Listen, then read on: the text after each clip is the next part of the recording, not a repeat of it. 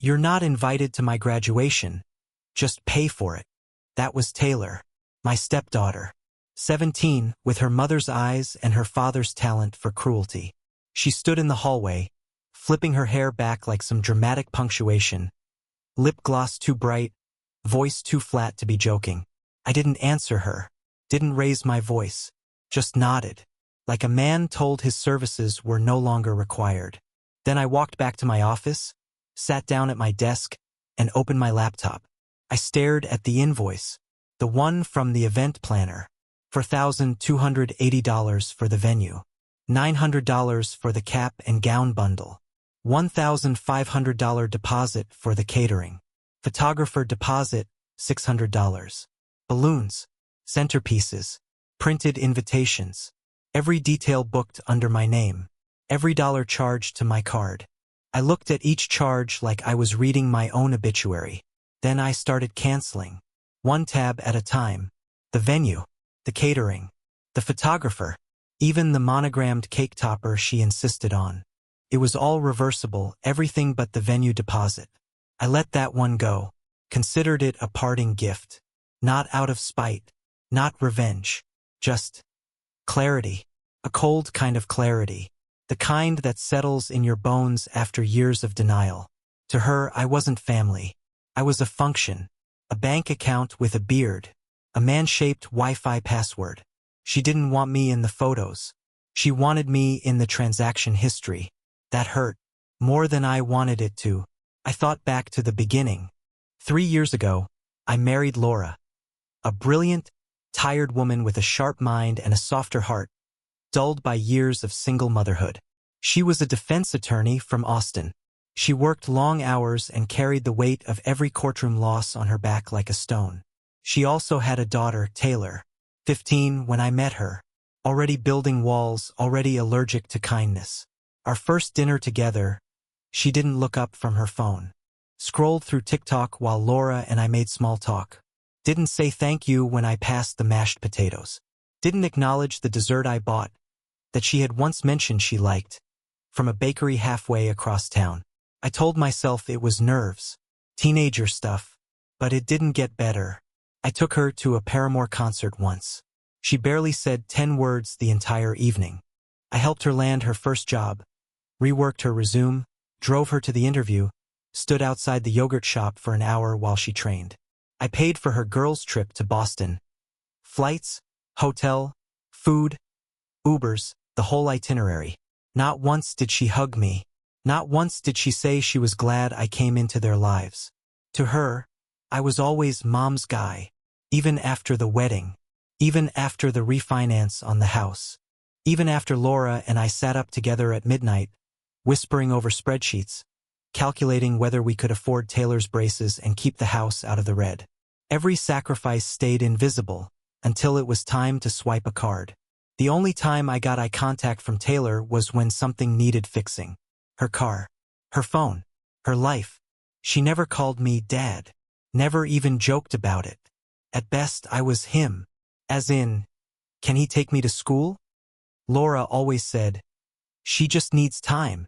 3 years passed. That's 36 months of being the invisible scaffolding under their lives, of being the one who fixed the garbage disposal, who filled the fridge, who covered the overdraft when Laura's card declined again. And still, every school event I showed up to, I stood there like a ghost. She introduced Laura to her teachers, to her friends' parents. Never me, not even a nod. One time I held her coat while she posed for pictures. Then she looked right through me as she walked away. I overheard her on the phone once. No, it's just me and Mom. He's here, but he doesn't count. That sentence etched itself somewhere deep in me. I didn't even realize how deep until later. I kept giving. I bought her a Kindle after she mentioned reading. Bought her art supplies when she took a 1-week interest in watercolors. She never said thank you. She opened my gifts last. Every time. I told myself it didn't matter. That love was a quiet thing. That one day she'd look back and understand what I gave. But belonging doesn't come from effort. In this house, it was a currency I couldn't afford. One winter, Laura was stuck in court and Taylor came down with the flu. I left work early. drove her to urgent care, sat in the waiting room for 2 hours, got her soup, made sure her favorite blanket was washed. Later, I overheard her tell a friend, "Yeah, my mom took me. She always takes care of me." Her mom, not me, like I wasn't even there. I told Laura that night, "She doesn't see me." Laura said, "She's a kid. You're the adult." I nodded, but I felt something break in my chest. A hairline crack. They get wider over time. So when the graduation talk started, when Taylor sent me a text with the planning spreadsheet, the invoice, and a list of things she expected me to pay for, I didn't flinch. I looked at the numbers. $6,680 total. For a party I wasn't invited to. I asked, "Is your dad helping?" She snorted. "My real dad can barely keep his lights on. You know that." Her real dad. The one who skipped birthdays. The one who forgot to call her when she broke her wrist. Who sends her $50 gift cards every few months like it's hush money. But he's still dad. And me? I'm the guy who gets sent the bills. That night, Laura found me sitting outside.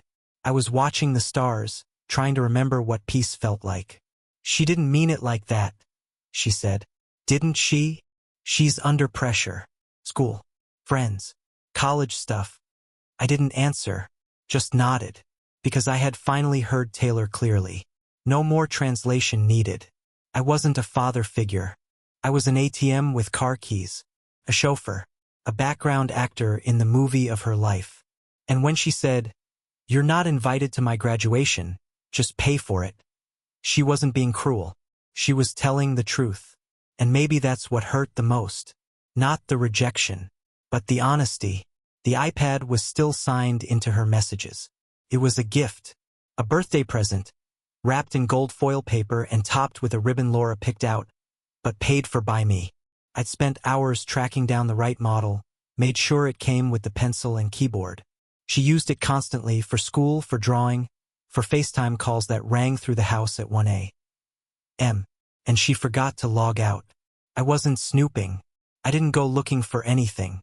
I picked it up from the couch where she left it, thinking it was mine. Opened the lid. There it was. A cascade of texts, bright on the lock screen. A group chat. A name I didn't recognize. Grad Queen's nail polish.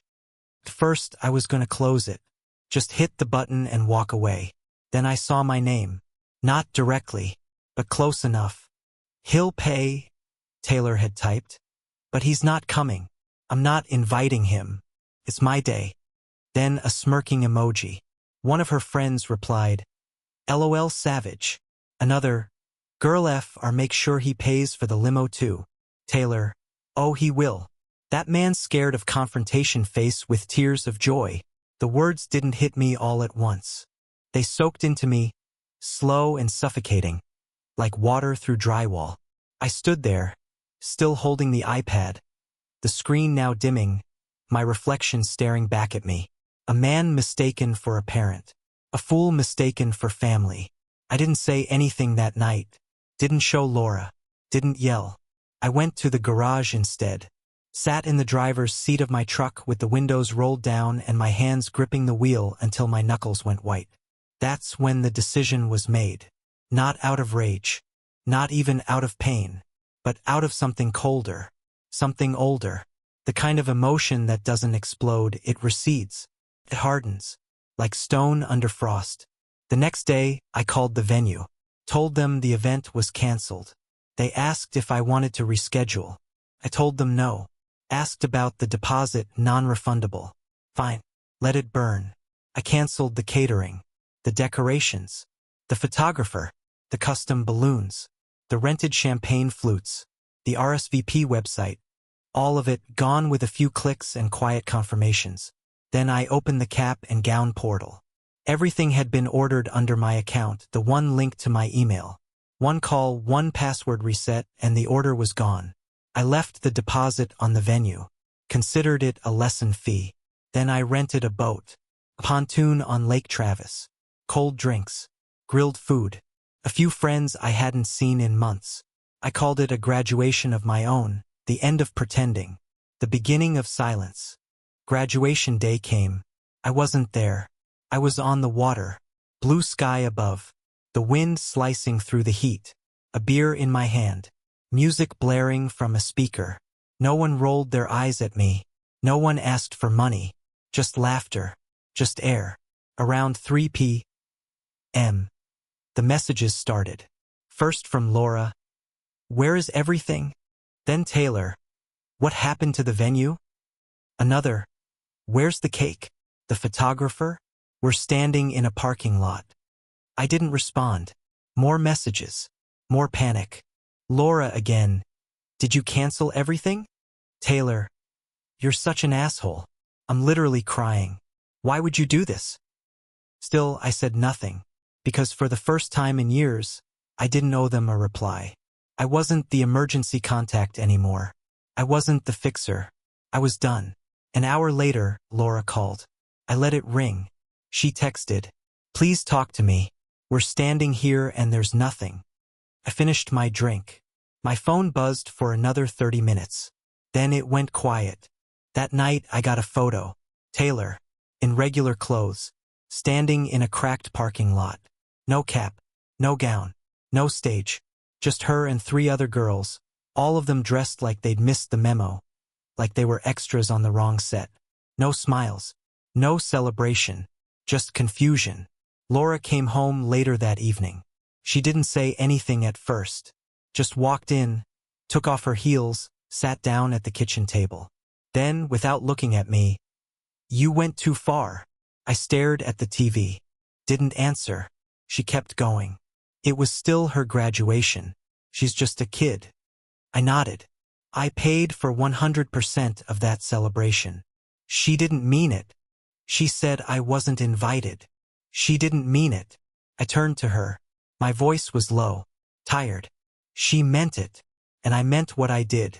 That night I sat down with a list. Everything Taylor was attached to through me, the monthly charges, the services, the plans. I made a clean cut, removed her from my phone plan, took her off the health insurance, canceled the gym membership she used twice a year, deleted my card from her DoorDash, from Netflix, from Uber, from Amazon, everything that had been quietly subsidized by me because I wanted to feel like I mattered, gone. No anger, no scene, just a quiet reversal. She didn't want me in her life. Fine. But she wouldn't have me in her accounts either. I expected a blow-up, a storm. Instead, I got silence. The next morning, Laura asked, did you really cancel her phone? I nodded. She needs it for school. She can ask her dad. Silence. She blinked. That was it. And that was the moment I realized something I should have known years ago. I was never part of the family.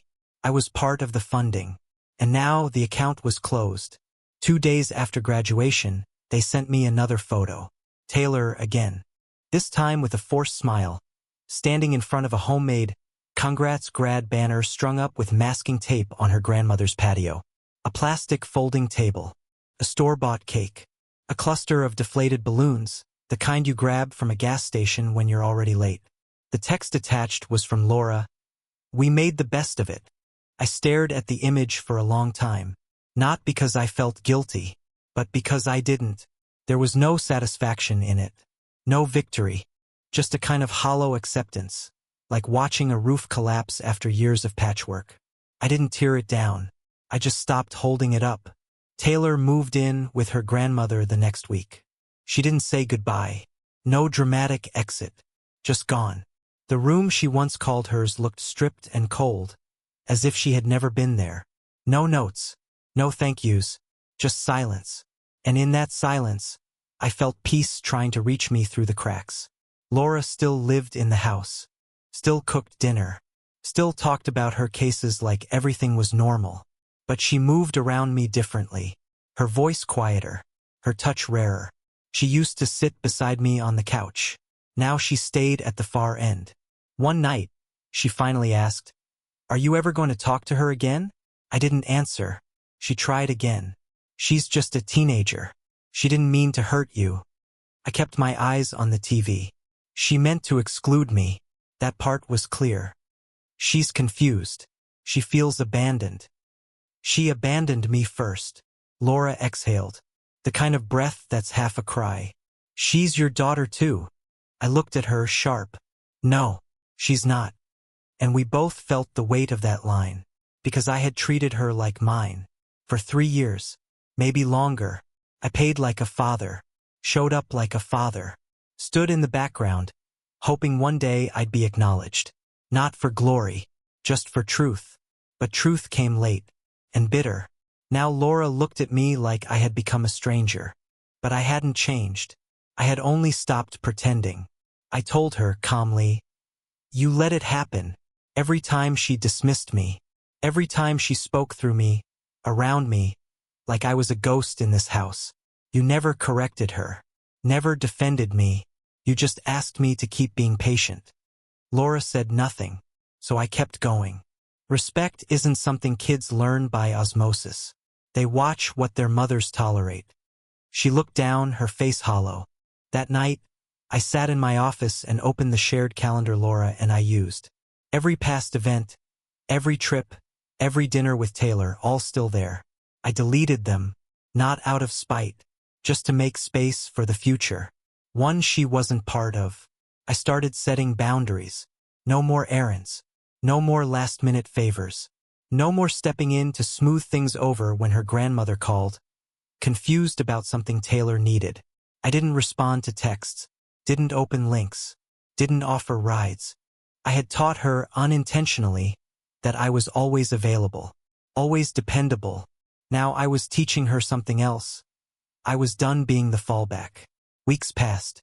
One afternoon, Laura walked in, holding a stack of envelopes, college brochures, application letters, a printed FAFSA form. She placed them on the table like a peace offering.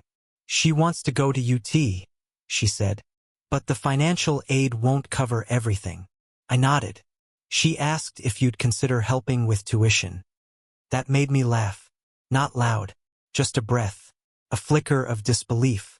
"She asked," I repeated. "After everything?" She's scared. She knows she messed up. I looked at the forms, then at Laura. I spent 3 years showing up for her. You spent 3 years letting her pretend I didn't exist. And now you're handing me paperwork? She's trying. No, she's calculating. Laura's face crumpled. "You're not being fair." "No," I said. "I'm finally being fair. To myself." She left the papers on the table. I let them sit there for a week before throwing them away. Not out of anger, out of principle. A month later, Taylor sent a message. Her first contact since the graduation. It was a screenshot of a textbook list, followed by, "Do you know if we still have your Amazon account?" No greeting, no explanation. I stared at it for a full minute. Then I blocked the number. Laura found out, confronted me. "You blocked her." "She blocked me first. Remember? She's still a kid." "No, she's a user, and I'm not a resource anymore." Laura didn't speak to me for 2 days. And then came the breaking point. I found a note in the mail one afternoon. A bill, addressed to me, for Taylor's summer program application fee. Something I hadn't agreed to. Something Laura had signed me up for without asking. I walked into the kitchen and placed it in front of her. "What is this?" She needed to apply. "I figured you figured wrong. She's not." Laura's mouth opened, but no words came. We stood there, staring at each other across the kitchen island, like two people who had once believed in the same thing and now stood on opposite shores. I tore the bill in half, dropped it in the trash, walked out. That night I didn't come home, rented a hotel near the lake, sat on the balcony with a bottle of scotch, let the night air wash over me. No voices, no expectations. No one asking me to pay for my own dismissal. Felt like oxygen. The next morning, I turned off location sharing on my phone. Not to hide, just to reclaim a piece of myself. The house had become a courtroom. Every room held cross-examinations. Every silence was a verdict. So I stayed gone for a while. Let Laura sit with it. Let her sit in the house I helped pay for. Let her realize what it feels like when support disappears. When presence isn't guaranteed. When the man you treated like furniture finally stands up and walks out the door. She texted, called, left voicemails. I listened to none of them, because I had learned something, finally, the hardest truth of all. You cannot love someone into seeing your worth. You cannot pay your way into belonging. And if they don't see your value when you're giving them everything, they never will.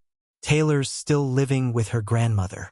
The same woman who once told me, after a glass too many at Thanksgiving, "You're a good man, but you'll never be her father."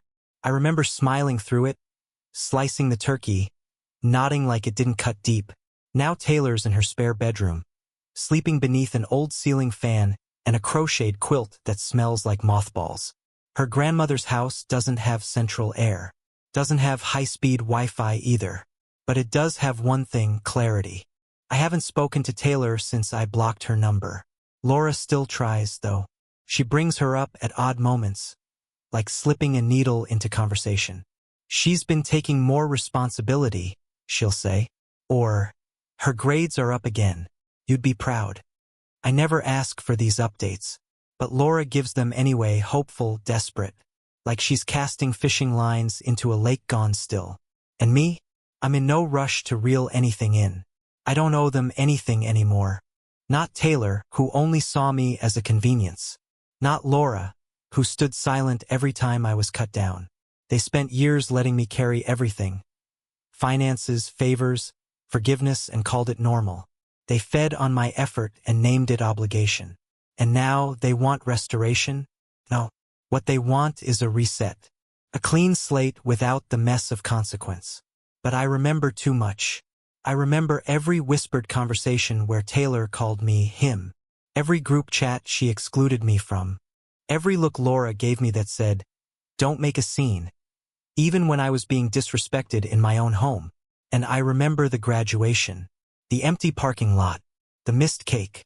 The texts that kept buzzing even as I floated on the lake. Finally weightless. That day gave me something money never bought me. Peace. Now I live differently. Eat dinner alone sometimes. Other times with friends, the kind who listen without fixing, without judging. I've picked up old hobbies again. Woodworking. Reading. Breathing. And when people ask, "Do you have kids?" I tell the truth. No, not really.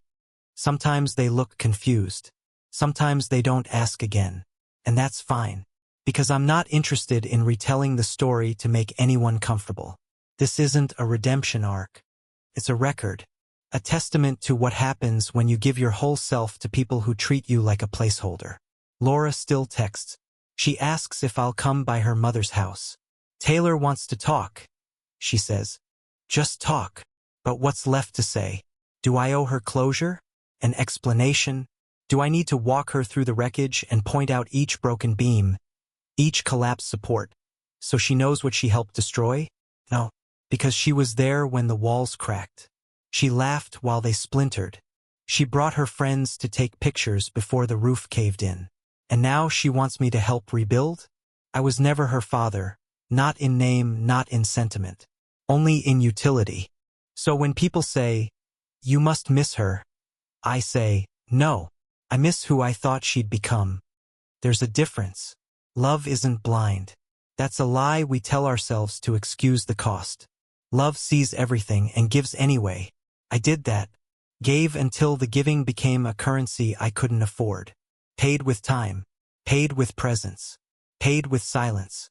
And in return, I got an invoice for a party I wasn't invited to. So no, I don't miss her. I miss the man I was before all this, hopeful, eager, dumb enough to think patience would turn into respect. That man died somewhere between the venue deposit and the smirking emoji. And in his place, someone quieter, someone clearer. Now I watch things unravel and I don't rush to fix them. I let the threads pull, let the seams tear. If people want you only for your stitching, they're not mourning you, they're mourning the patch you provided. Laura still hopes I'll come back. She's careful now. Kinder. Makes dinner again. Sets the table. Talks more. But it's too clean. Too rehearsed. Like she finally read the manual after the machine broke. Sometimes I wonder, if I had drawn the line sooner, would it have changed anything? If I had said, Respect me or lose me? Would they have listened? But then I remember, people don't change when comfort is free. They only change when comfort costs them. So here's what I've learned. Never let yourself be guilt into servitude. Never accept silence as the price for staying. And never mistake access for acceptance. Taylor had access to me, to my wallet, my time, my generosity, but she never accepted me. And Laura?